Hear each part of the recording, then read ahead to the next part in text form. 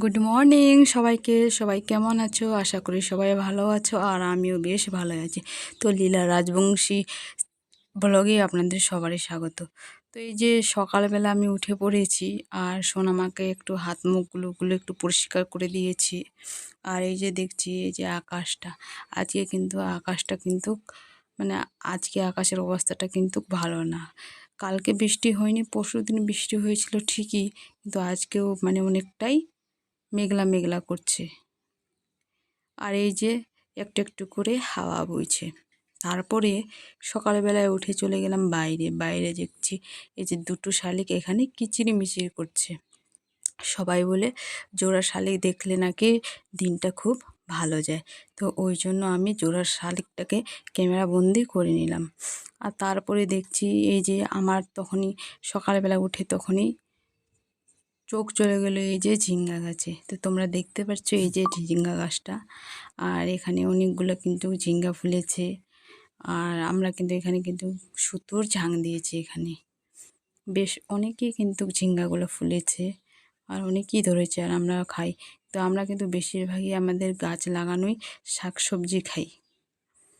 তো এই যে দেখছো এই যে অনেকেই কিন্তু ঝিঙ্গা ফুলেছে। এখান থেকে দূর থেকে অতটা দেখা যাচ্ছে না, কিন্তু সামনে থেকে গেলে দেখা যাবে।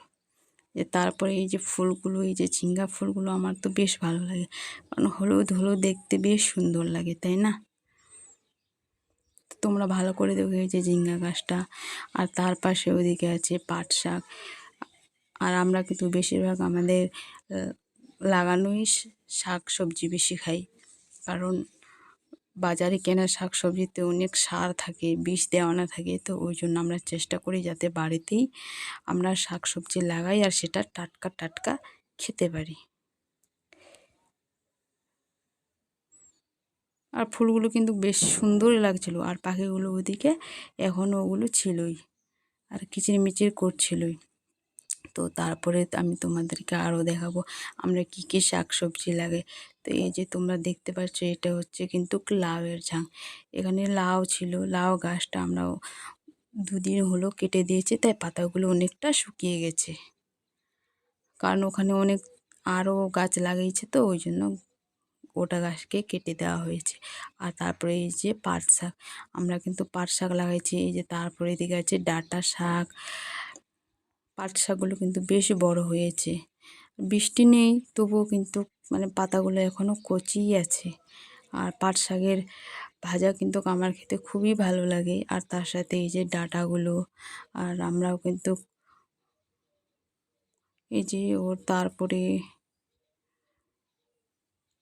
এই যে তারপরে এই যে ওই পাশে লাগিয়েছি আমরা এই যে কচু শাক লাগিয়েছি।